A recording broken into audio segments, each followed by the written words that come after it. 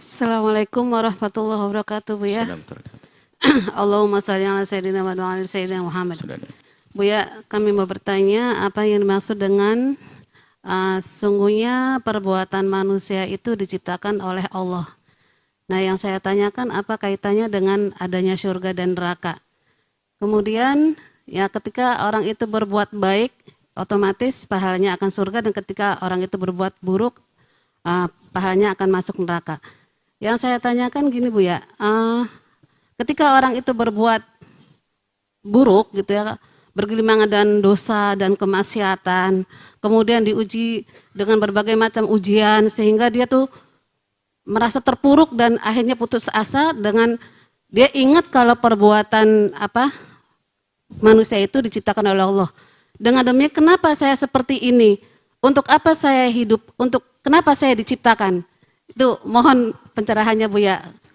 Billahi taufiq hidayah. Wassalamualaikum warahmatullahi wabarakatuh. Waalaikumsalam.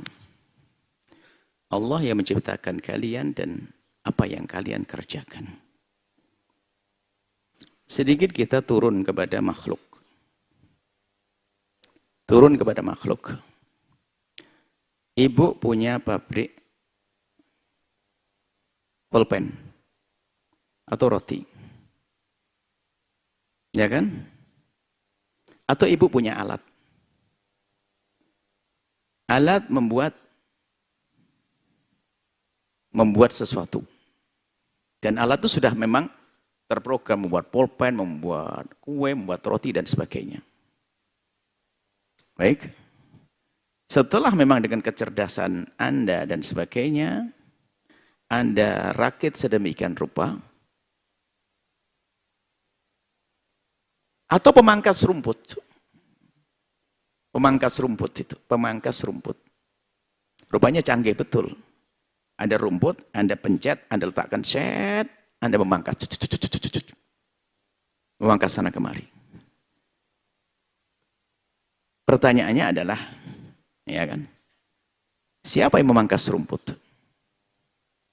Anda atau alat? Ya kan?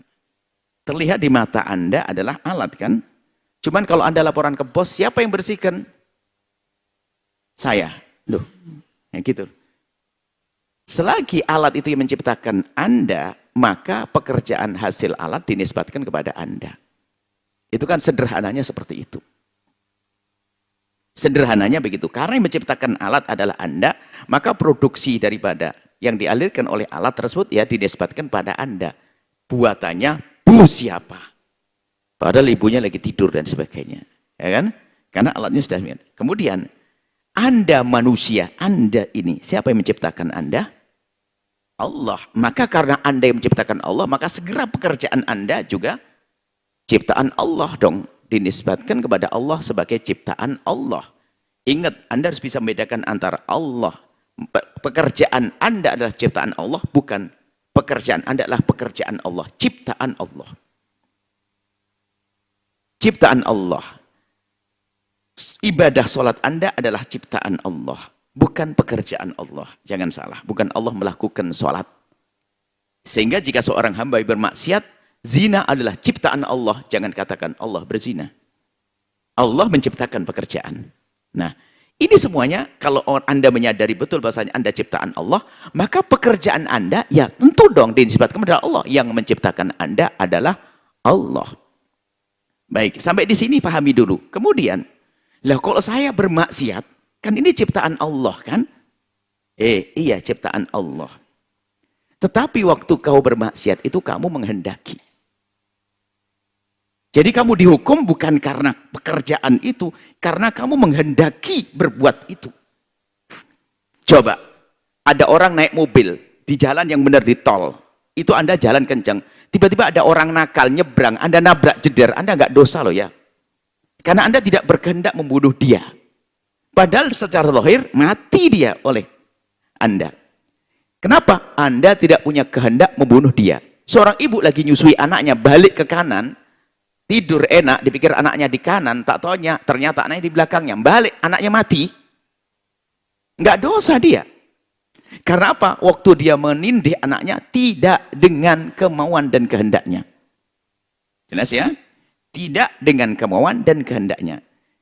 Pekerjaan ini ciptaan oleh Allah. Cuma kehendak itulah yang Anda akan ditanya.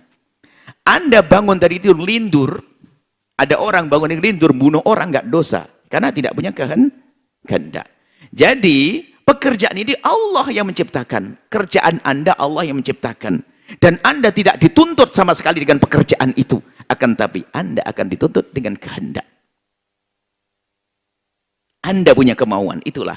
Kalau ternyata Anda sudah tidak punya kemauan, nggak dosa Anda. Anda punya kemauan tidak? Pengen nikah, pengen punya anak, pengen makan, iya enggak? Pengen itulah. Lalu bagaimana kemauan? Kemauan Anda juga kehendak Allah. Ini bahasan tauhid detail. Tapi Buya sederhanakan. Loh, tidak ada yang terjadi di semesta kecuali dengan kehendak Allah. Lah yang menghendaki Allah. Tapi kenapa kok saya dihukum? Sederhana. Memang tidak ada yang terjadi di semesta kecuali kehendak Allah. Dan Allah telah berkehendak kepadamu untuk mempunyai kehendak. Dengan kehendakmu inilah kau akan ditanya. Maka di saat kehendak pada dirimu sudah ditutup oleh Allah, Anda tidak ditanya. Contoh, sudah enggak punya kehendak, mati rasa semuanya ini. Kayak tidur dan sebagainya. Kehendaknya sudah ditiadakan. Anda tidak dihukum kok. Maka Allah memberikan kepadamu kehendak, kemauan, akalmu sadar, kemauan dari hatimu, maka dengan kemauan kerjaan yang kamu lakukan yang terjadi itu atas kemauanmu, itu yang dihukum. Maka bahasa sederhananya adalah Allah menghendakimu berkehendak, maka engkau berkehendak, sehingga kehendakmu pasti dikehendaki oleh Allah. Tapi jika Allah tidak menghendakimu berkehendak, kau tidak akan berkehendak. Wong hobi bakso, ternyata hari ini nggak mau bakso. Kenapa? Dia lagi demam. Loh, kenapa? Bukankah selama ini kau katakan hobi bakso? Kalau sudah melihat bakso saya ngiler, tapi hari ini saya enggak. Kenapa? Pahit. Loh, karena Allah tidak menghendakimu berkehendak makan bakso, maka engkau tidak makan bakso. Sederhana, Allah menghendakimu. Jadi bukan pekerjaan itu yang Anda dihukum. Coba, di hutan belantara orang melakukan laki perempuan, tidak pakai nikah. Enggak dosa, karena tidak kenal syariat. Ayo, hidup di belantara. Loh, kan sama. Dia hidup di hutan, yang tidak pernah dengar Islam. Dia nyembah berhala. Dia zina. Dia bunuh-bunuhan. Tidak dosa, karena belum ada syariat. Belum ada aturan. Allah tidak menghukum wa ma kunna mu'adzibina hatta nab'atha rasula. Seperti tetangga ada tadi, bunuh anaknya. Bunuh. Dosa. Ketindihan waktu tidur, enggak dosa. Sama-sama hasilnya mati. Bedanya apa? Yang satu berkehendak, yang satu tidak berkehendak. Sekarang ini sebenarnya dengan sederhana. Anda sadar enggak waktu Anda sholat? Ya sadar, karena Anda menghendaki sholat. Waktu seorang mencuri, sadar enggak? Sadar. Maka diharap jadi Anda akan dihukum dengan kehendak Anda. Dan semua menyadari, gak usah pakai dalil. Kalau tidak ada berkehendak, Anda nggak pengen nikah, nggak pengen ini. Semua punya kehendak. Sederhana. Anda lapar habis ini?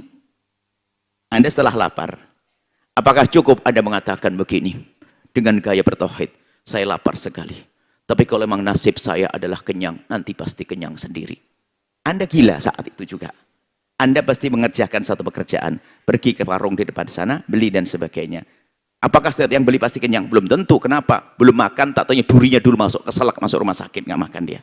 Jadi jangan ngatur. Jadi sederhana dalam bahasa ini masalah akidah yang selalu kami sederhanakan adalah Allah. Bagaimana kehendak kita di hadapan kehendak Allah? Semua yang terjadi pasti sesuai dengan kehendak. Zina dikehendaki oleh Allah. Kalau Allah tidak menghendaki zina, tidak akan terjadi. Cuman apakah seorang yang melakukan zina pasti dosa? Ada yang diperkosa dia. Ada yang tidak sadar dia. Pati zina, bukan suami istri kok. Tidak sadar dia. Dia gila dia. Dan seterusnya. Maka Allah menghendakimu berkehendak, maka engkau berkehendak. Dan di saat Allah tidak menghendakimu berkehendak, kau tidak dosa. Hilang akal, hilang rasa ini. Ya, sederhana ya. Jelas. Nah, jadi apa yang Anda kerjakan, dosa dong untuk neraka. Dosa neraka. Kenapa? Lah Anda ngerti, sudah dikasih tahu itu bahaya. Oh ini kan, nah, sudahlah ada racun bu, ini sebelahnya mati, racun, minum enggak? Jangan minum, kalau minum kau yang ini, gitu ya, sederhana. Jalan kalau naik motor, jalan kanan, kiri, di tengah. Kiri, Anda berpikir, Allah memberikanmu untuk merenung, kemudian Anda pengen selamat, usaha, jalan kiri. Jangan berkata, semua kan dari Allah. Kalau memang nanti saya selamat, selamat, jalan di tengah. Anda langsung dikatakan, oh ya enggak, ya berarti sudah gila Anda. Kan gitu ya? Seperti itu Ibu yang salehah ya. Ini bahasan akidah detail. Kami sederhanakan dalam kalimat ringkas tentang kehendak kita. Anda akan ditanya tentang kemauan Anda. Anda punya kehendak. Selagi Anda melakukan sesuatu tanpa kemauan kehendak Anda, makanya orang dipaksa untuk minuman keras, tidak. Soalnya minum, kau tidak minum, tak tembak kau mati. Dia minum secangkir. Karena minta secangkir, dia tidak dosa. Karena perempuan diperkosa, tidak. Dan seterusnya. Ayo kan? Karena dia tidak berkehendak, dia nggak senang dia. Dipaksa. Setelah Anda menyaksikan video ini, jangan lupa berselawat kepada baginda Nabi Muhammad sallallahu alaihi wa alihi wa sahbihi wasallam.